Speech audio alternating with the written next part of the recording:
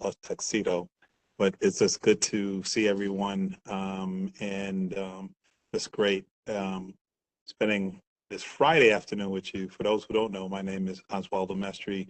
I am the Director of Citizen Services for the City of Buffalo. This is our weekly block chat, and that we do this in conjunction with the Board of Block Clubs and our way to share information with community-based organizations, faith-based organizations, residents who live in a community, and just kind of make sure that our ears are to the ground, but more so, we are hearing and listening to you, and we're sharing information. We have been doing this since the beginning of the pandemic, and talking to community members felt it to continue. We have various speakers that we have on the whole gambit of many different things, whether it be mental health or health related jobs, whether it be city hall and different city departments, law enforcement, planning, a whole myriad of different things, and human service. And then those stories of those individuals who are doing some heroic things out in the community. And so we're grateful to you to come through. We ask that if there's anything that you need to know, let us know. We'll share that information. We also post and share information about what's going on in the city of Buffalo, which is very, very important. When we are talking about the happenings right now, it is that time of the year where people are out. We're going to make connections, especially with things to be able to do. And so if you have any information, I have a very capable staff who will take that information, and we'd like to share it out. Again, working very closely in conjunction with the Board of Block Clubs. And I'm excited about the partnership that we have with them. Block Clubs are the basic foundation that's in the community, that are comprised of volunteers and those who are in the community who are making things happen. And so we're grateful for that. One of the things that I love about Friday is that this is this great compilation of individuals who are taking things to another level. And that's what we need to do with our particular city, so that we understand what this term called resilient means. Resilient doesn't lie just in one individual. It lies how we bond together when we are in moments of challenge and moments of controversy, but also when we are in moments to do well for others. And I said this resilience is Buffalo, and it is you. And so I want to say thank you to each and every one of you. Now I can explain why I have this on. I am not in Buffalo. I'm actually downstate at an event, and I have to dress like this. Don't normally, I do wear a bow tie, but don't normally like this. So this is so important to me. I had stepped out and wanted to make sure we had an opportunity just to talk a little bit about the happenings of a community and those, let me also say this, and I'm going to introduce Nicole. Thank you, City of Buffalo. We call it the City of Good Neighbors. The events that have occurred on Jefferson Avenue, more specifically around Tops, can't say enough for folks in the City of Buffalo who have come out to help. There are the individuals who have been impacted, the 13 individuals. Unfortunately, 10 have died, but then there are the countless of other folks who are witnesses, or even those people who are impacted in those communities. We've been working with community-based agencies, our foundations, coming up with plans, being inclusive, the people who live there, to make a difference in that community, listening, but also trying to make sure that we tackle an immediate need, food insecurity, food apartheid, making sure that folks have access to healthcare or pharmacy, and then also banking as well. And so again, working with all of these different organizations is a coordinated effort. So the state has come on. I want to say thank you to Governor Hochul.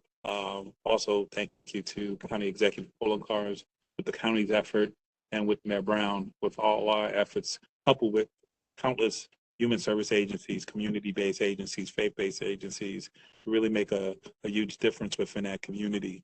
We know that there is the immediate impact, and we know that there's a long-term strategy, because even before this tragedy happened, we do understand that areas such as around at Tops have always been challenged, and so we want to make sure that whatever we're going to be doing, it's an area, it's something that we are listening to people and doing that, and many people heard me in terms of coordinating volunteer. Everyone wants to help, and the cameras are not, and what do we do?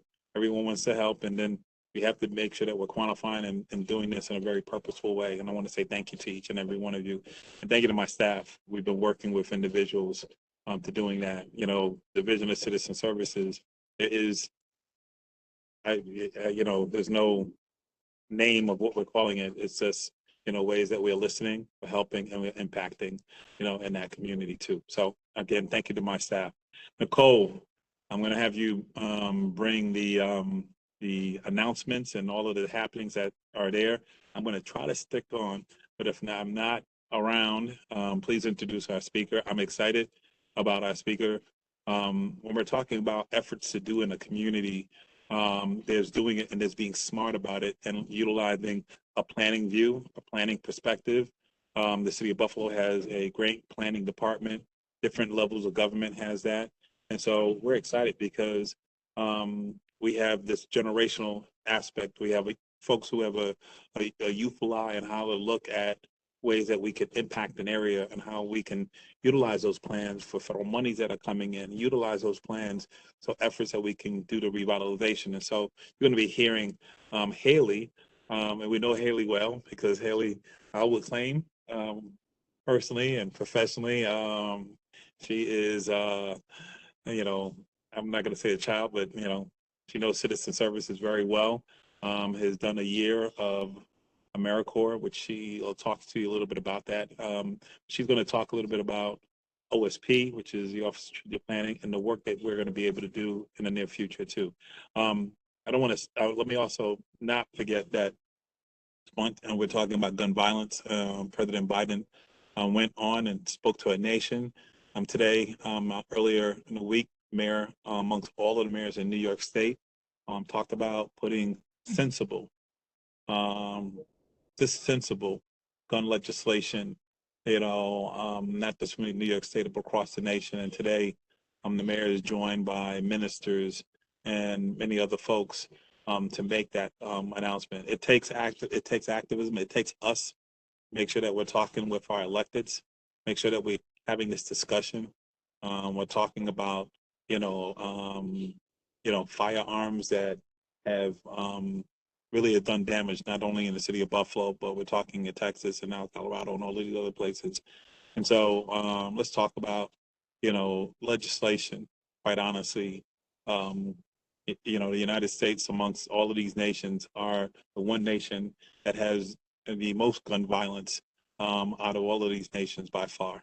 And more young people are dying doing to that too. So let's be vigilant. And if there's information that we can share, we will from my office. And I just wanted to say that too. So it's very, very important in terms of being advocates, being aware, knowing the issues of the effects of gun violence to that effect too. So Nicole, I'm passing it off to you. I'm going to hope to stay on. And you guys have seen me in my suit here. So, Nicole? Thank you. So welcome, everybody. We do not have too many announcements today, so a nice change. So just let me know when you guys can see my screen.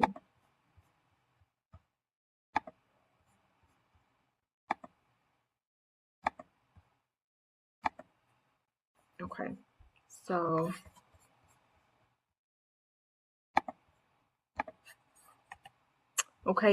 of course, if you want to show your support for the victims' families in the surrounding community, you are able to make a donation. You can send this to helpbuffalo@thepartnership.org or call the number listed on screen. And this still is posted online. And I can send this around if anybody does need this information. Again, still for those who are in need of transportation to the grocery store, there is the Tops Market shuttle service, and Lyft and Uber are still offering free rides for Buffalo residents who may need it and they reside in the proper zip code, as well as there are the Lyft codes located here so that you can apply that and get your free ride. The community response to distribution is still happening with the Resource Council of New York. So these are the times listed on screen. There is more than just food distribution there. There are community support services as well. And they're currently doing Monday through Fridays and Saturdays. So this may be changing. So for more information or to donate, you can also call that number listed on screen as well, just to be sure of the hours. Today we are lighting up orange. So this is in memory of the victims of the tragic shooting and to promote sensible gun control. Orange is the color for gun violence prevention. So if you are at risk of eviction due to your inability to pay rent, there is financial assistance to assist those who meet the eligibility requirements. So if you want to learn more about this or to find out how to apply, please call 211 or visit standupbuffalo.com. If you know somebody who is struggling with mental health or having trouble coping, you can call the behavioral health team run by the BPD in partnership with Endeavor Health Services. And so for more information about how this would work and when you would find that it's an appropriate time to call, you can find out more by calling this number on screen and asking a little bit more about it. And they are available Monday through Friday, 8 a.m. to 6 p.m. So you can still have a Great American cleanup through the Great American Cleanup. You can schedule your own event up until June 22nd. You can request free cleanup supplies, trash bags, and arrange for a free trash pickup by calling 311. Or you can volunteer at an already established cleanup event, and we will assign you to a location to clean up litter, graffiti, or spruce up a community garden. You can register by calling 311 as well, or visiting the website listed on screen. Or for more information, you can email rdixon@buffalony.gov. There are also a few more SEPTED trainings happening this summer. So the next one is going to be June 22nd through June 24th, 6 to 8:30. If you would like to register for this or to find out more information about this, you can also contact Mr. Ron Dixon. He is a special project manager for the crime prevention for the city of Buffalo. And his email will be dropped in the chat box for those who want to find out more information or would like to take the SEPTED training. There is a bulk trash schedule underway. So of course, the next one coming up is going to be the Delaware district, I believe. So if you are in the Delaware district, please put your trash out on the Sunday starting your week because they may come at any time during that week. We are also accepting applications for the AmeriCorps program. So this is a full 1 year commitment, 40 hours a week. There are a lot of benefits to becoming an AmeriCorps member. And so if you would like to find out more about how to dedicate 1 year to serving your community, please contact Malika Lee at mlee@buffalony.gov. She is our external affairs coordinator. As well as the 2022 Love Your Block mini grant application process is now open and you can apply. The deadline for submission has been changed to June 15th, so you do have a little bit more time to get your application in. And for more information and to obtain the application, you can visit buffalony.gov or email it back to loveyourblock@citybuffalo.com. If you're looking to become a volunteer, you can join the Good Neighbors Network. We are looking for more volunteers who are interested. If you want to find out more information, you can contact the Save Our Streets coordinator, Mr. Michael Smith at mtasmith@buffalony.gov. He will drop his information in the chat box as well. Or you can call 311 and let them know that you would like to be a volunteer with the Good Neighbors Network. If you're looking to start a block club, you can contact the City of Buffalo and Erie County Board of Block Clubs. They have an email, a phone, Facebook, and Instagram. They respond on all platforms. They can assist you in starting up a block club or with events and activities for your block club as well. There are free summer camps for Buffalo students and parents, so you can register them for this camp sponsored by Say Yes. There are student eligibility requirements to be met, and there are 3 different options to be able to register. And the activities include both academic support, enrichment, physical activity, and socio-emotional supports. So you can look here to see where those camps are happening. And if you would like to be a support staff at the same Say Yes Buffalo Summer Camp, they are looking for teachers and support staff. And you can register at sayyesbuffalo.org summer recruitment. If you're interested in volunteering for the University United Festival, that is happening June 11th and 12th. There's concessions, kid zones, vendor assistance, and more. So you can contact Doris Corley at the number listed on screen, or email her at the email listed on screen as well, or visit universityunitedfestival.com. So lastly, of course, COVID is on the rise again, and we just want to remind everyone to be mindful. So please just use your at-home self-testing kits if you would like to still get tested or receive vaccinations or vaccination information. You can visit the COVID-19 buffalomy.gov to find out more information about location sites and much more, as well as if you do need some emotional support for COVID, you are free to use the emotional support helpline sponsored by the Buffalo Urban League, New York Project Hope. And so this provides information, education, emotional support, and they are open Monday through Saturday, 8 to 7, as well as you can email them at projecthope@buffalourbanleague.org, and it is free, anonymous, and confidential. And last, just reminding everybody to follow us on social media. If you do not, we have our Facebook, which is our main method of communication at Buffalo Citizen Services. We have an Instagram at Buffalo 311. We have our secondary page, our 311 Call and Response Center page on Facebook as well at Buffalo 311. And if you do not follow Mayor Byron Brown, please follow him as well on Facebook at Mayor Byron Brown and on Instagram at Mayor Byron Brown 716. And I see Oz is on, so I am going to turn it over to him for just a minute. Thank you, Nicole. A lot of great information that we are having. I wanted to, again, take time to thank folks. We're going to be hearing from our next speaker, but I'm going to tell you that we're going to probably be hearing much more from a partnership that's going to happen with the Division of Citizen Services and OSP Planning Department. And with your, we're putting together at the direction of the mayor, an opportunity to have some listening sessions within that direct community that has been affected. There's a skeleton that planning has called Envision Buffalo, and coupled with what we do in terms of engagement with clean sweeps, we're going to bring our partners, but we're also going to invite those individuals as we look to hear from them what's happening in the community and how they're feeling. So again, we're putting this thing together, and you'll be hearing very closely, because we're going to call on all our partners to help, water block clubs, all those organizations that do engagement. And we want to make sure that we engage familiar partners.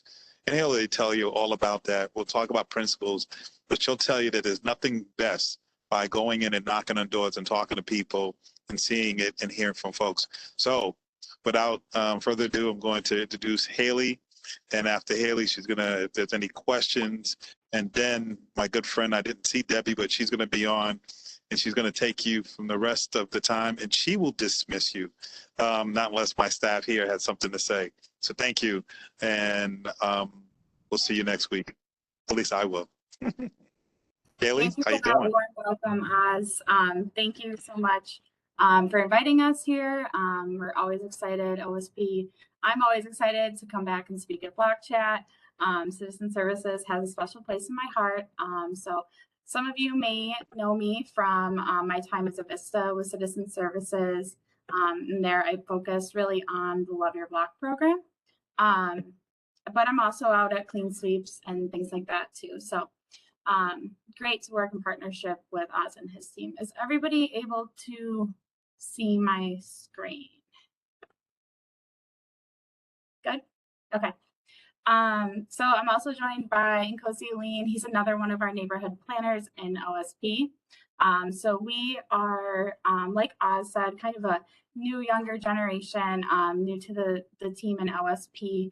And this kind of gives us a great perspective as we're continuing work in the community on the ground. So a lot of people sometimes have questions. They're like, what is OSP and what do we do? So I'll just give a quick overview of the different divisions within our office and then go into a little bit more detail of what planning and zoning does in our Envision Neighborhoods initiative that Oz kind of touched on as well. So OSP is made up of our 4 divisions. So we have environmental affairs, real estate, economic development, and planning and zoning. I know many of you have seen the different faces of our different divisions. Our director, Hope Young-Watkins with real estate, manages the city's property inventory, and our director, Lisa Hicks of economic development. I believe she was on speaking with you all about the Downtown Revitalization Initiative and Broadway Fillmore a couple of weeks ago. So those are the other divisions that we do work closely with in OSP, and of course our environmental affairs as well. So within planning and zoning, we have two kind of main focuses where you might see some of us and either out in the community or get some communications from us regarding our regulatory boards. So we're led by Director Crystal Middleton, and within the regulatory boards, we do have our Zoning Board of Appeals, our Preservation Board, and then our Planning Board. So then also with the Neighborhood Planning Initiative, that is, our team that's on the ground doing community meetings and asking residents, what they would like to see in the future with that Envision Neighborhoods Initiative. So I will quickly just take you through our website where you can learn a little bit more about our team there and what our different regulatory boards do. So for the regulatory boards, like I said, many of you may have gotten some communications from us. So really any major development or construction, something like that, that comes into the city will go through most likely one of our 3 regulatory boards. So Preservation Board deals mainly with historic preservation in our community. There are a number of local historic preservation districts.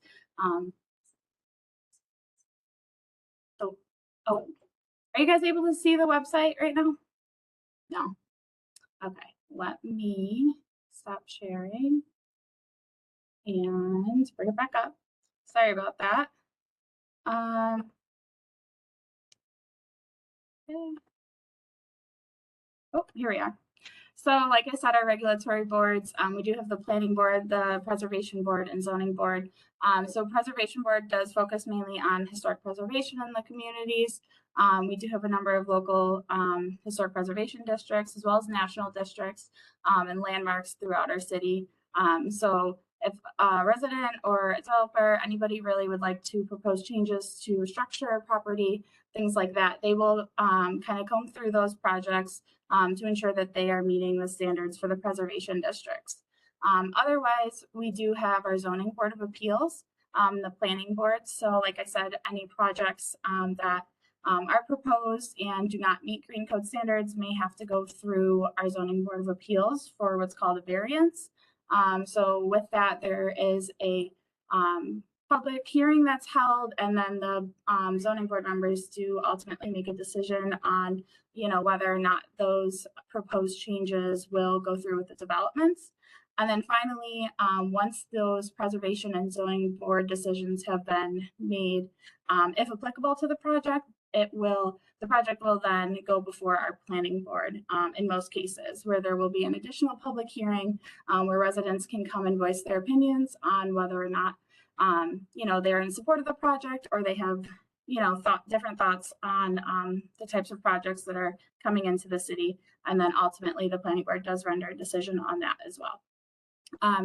So if you've ever received a letter from us in the mail letting you know about a public hearing for a zoning variance or something like that, that is kind of how that process works. And like I said, there are public hearings associated with all of our boards where residents can come and voice their opinion on those specific projects.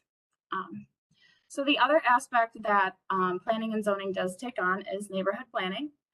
So you can navigate over to our neighborhood planning page here and learn a little bit more about our team and what we are undertaking with Envision Neighborhoods.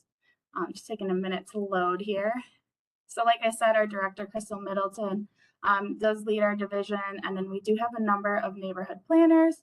You can go online here and learn a little bit more about our team and also see who your neighborhood planner is. And I'll be sharing this information at the end of the presentation as well. So if you have any questions or you'd like to reach out to your neighborhood planner, feel free. So the last thing I do want to cover here, and probably take up most of the presentation, would be our Envision Neighborhoods initiative.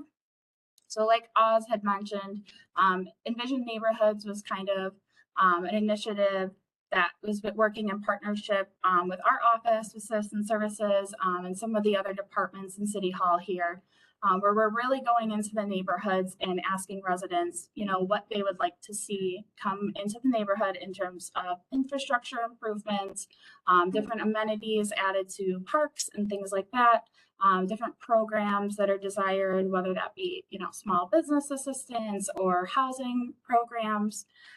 So really, we have been hosting quite a few open house events throughout our city.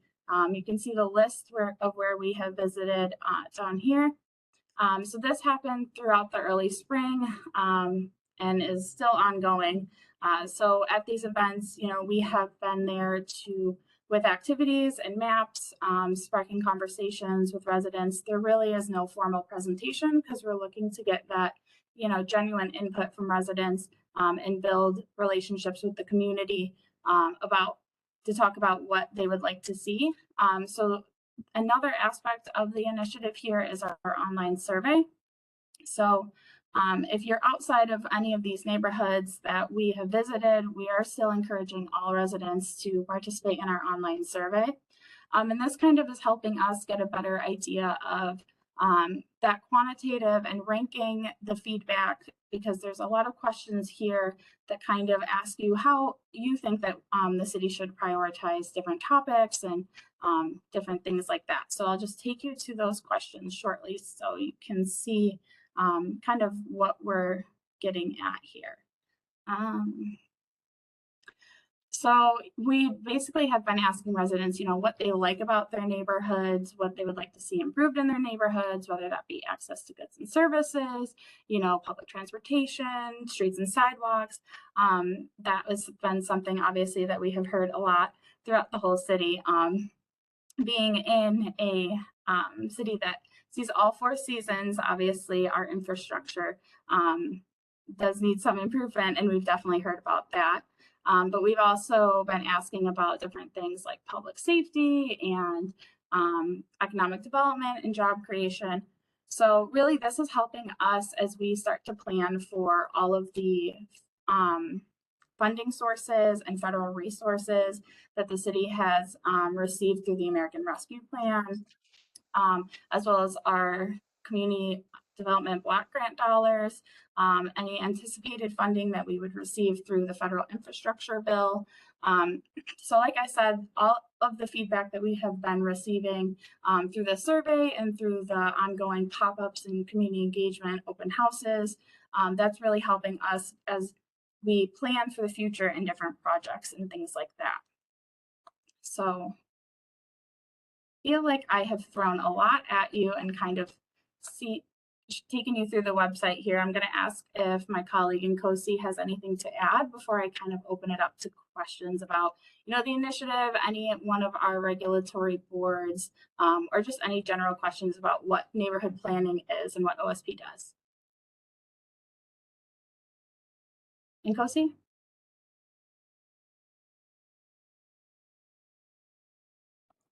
Yeah, you did well, Hailey. Thank you so much for presenting. But yes, if anybody does have any questions for me or Hailey, please ask away. So Hailey, a couple questions did come in privately. So one of them was, are the Envision meetings ongoing? Is there an end time for the Envision meetings? And can somebody request an Envision meeting to happen in their neighborhood again if they were not able to attend the first one? Yeah, of course.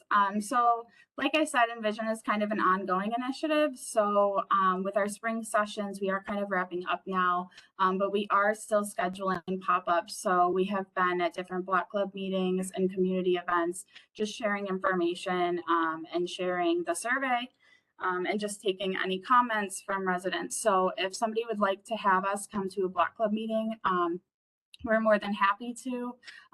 We're excited, you know, to get our neighborhood planners out and meet the community that they're planning in. So that's definitely an opportunity for us.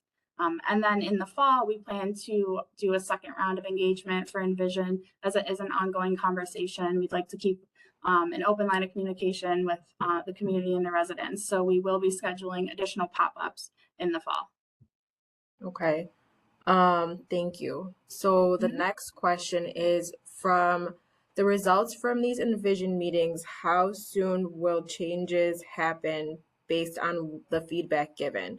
So I guess maybe talking a little bit about, is it feedback? Are these definitely changes that are going to happen? Are you taking them into account? Like, are you quantifying results? What are the results of the Envision surveys going to do, I guess? Yeah, so that's a great question.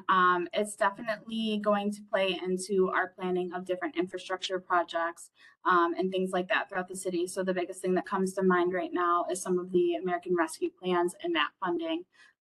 So all of this is going to be, shared between the different departments in city halls so that we can collaborate more when we're going into neighborhoods and doing improvements, and we're ensuring that, that community engagement and the priorities of the residents there is being taken into account when we're doing any major infrastructure projects and things like that.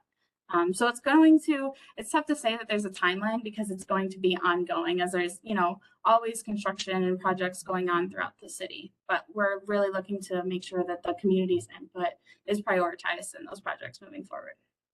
Perfect. Thank you. So I see a couple more questions popping up in the chat too. So the last one that was sent privately, before I get to those ones, if you're opening a business and you're not quite sure if it fits in with zoning requirements, would that business contact you, or is there another office that they would go to? Yeah, they can definitely contact us. Either their neighborhood planner would be able to help them out, or Heike, our other general planner. She works closely with the Zoning Board of Appeals, so she would be able to go through and review the project, the business, what's allowed in that zone, and kind of give that business the next steps on how to, improve and open their business. Okay. So Juaria asked, when residents have questions or concerns regarding infrastructure, do you know what are the appropriate channels to bring to the city's attention? Besides 311, can you speak more to the collaboration between DPW and OSP? Yeah, of course. So first and foremost, I would say definitely utilize 311 because it's a great resource. If it's something immediate, like a pothole or a stop sign or something like that needs to be addressed, I would call 311.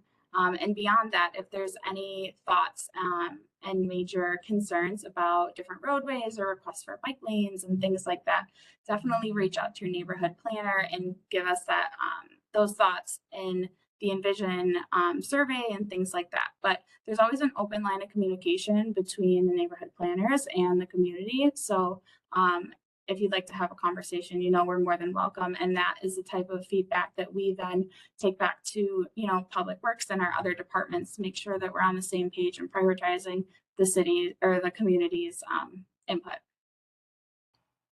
Thank you, Hailey. So are there any mentorship and grant opportunities for Black developers who would like to develop within the city of Buffalo's most disenfranchised neighborhoods? Additionally, are there any tax incentives? Yeah, so I would definitely say, the city does continue to prioritize minority and women-owned businesses in the contracts and RFPs that we are continuously putting out. But for specific programs and incentives, I would direct you actually to our economic development wing of OSB under Director Hicks. And I could definitely connect you to her and she can kind of talk you through the different opportunities that there may be for different types of developments and different businesses. Okay. And then so lastly, another question came through. Do you have to check with your office about zoning before you open a business, or can you go ahead and open a business and then you guys would come in and tell that business owner if it's zoned for that business or not? So is there a process that they have to go through for that, or can they just open? Yeah, so there is a little bit of a process and it does depend on the business. I would say the best bet is to always start with our Office of Permits and Inspections or Department of Permits and Inspections. We do work closely with them. So when you register a permit, if there's any, work that you need to do to the building before you do open your business, with permits, and then they will direct you up to us if you would need to have a conversation with us about zoning. But I would say also that our green code is available online on the city website that I did share. And you would be able to take a look at the different uses and businesses that are allowed in the code. And if you do have any questions, just give us a call and we can kind of talk you through that too.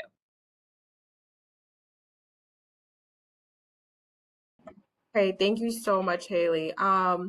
So last question, and I'm assuming you might have covered this. How do we stay up to date with the latest technologies, building and zoning codes, and environmental regulations? Are they like updated often? If so, how much? Or, just visit the website. Yeah, so we do get some proposals, what's called a zoning map amendment.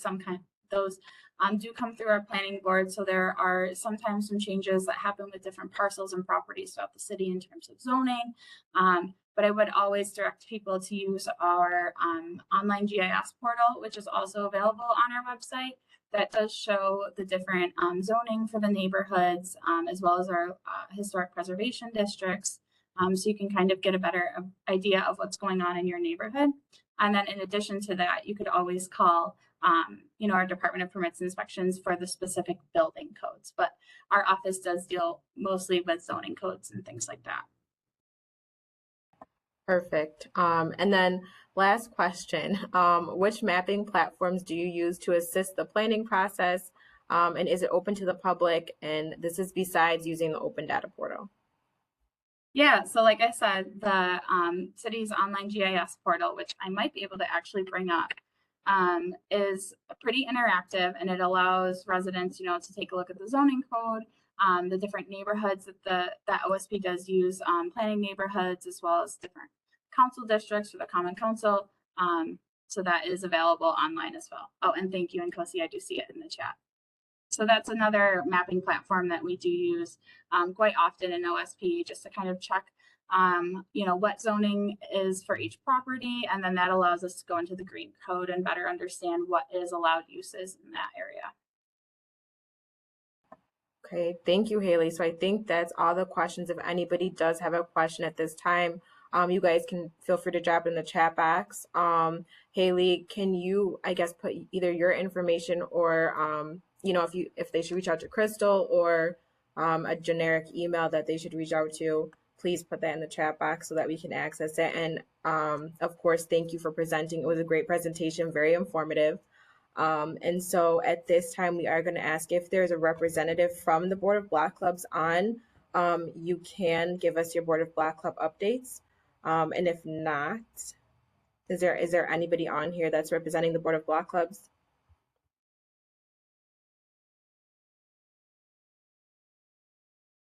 Okay, well, I don't see anybody representing the Board of Block Clubs. I know they will be having a Block Club meeting this month, so when that does come out, I will send the information around for that as well. And when Envision meetings do start up again, I will also send that information out for each district that's going to be having meetings, or I should say neighborhood that's going to be having meetings. That information will come out in the form of a flyer as well. So if you do not have my email, please drop your email in the chat box or send me a chat, and I will add you to my list of announcements. And you're here? It's Linda. Okay, I'm perfect. sorry. I'm No, sorry. it's fine. Do you have any announcements for the Board of Block Club? Well, I do want to mention what a wonderful community block club meeting we had last Thursday. We had so many people participating. Michael Finn came from Public Works, and he was able to answer a lot of questions, and people were able to talk to him in the hallway afterwards, and he was really very available, and we really appreciated his presence. We also met the what do you call her? I'm sorry, having a brain lapse here. Nkosi. Oh yeah, Nkosi, Alleyne, the general planner from strategic planning. No, that's not who that was. No, we had the mayor, the assistant mayor. Yeah, the assistant mayor came. That was really great. We also had the general planner for the Office of Strategic Planning. And we have another wonderful community meeting being held again this coming month in June. It's the third Thursday of the month. So we look forward to seeing everybody there. We have a lot of great things planned. So stay tuned. Thank you.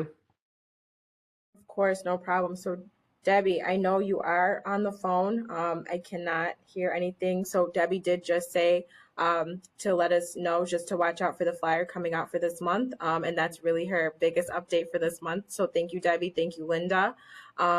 Hailey did drop the link to the online survey in the chat box. So please copy that as well. And please take it for your neighborhood as well.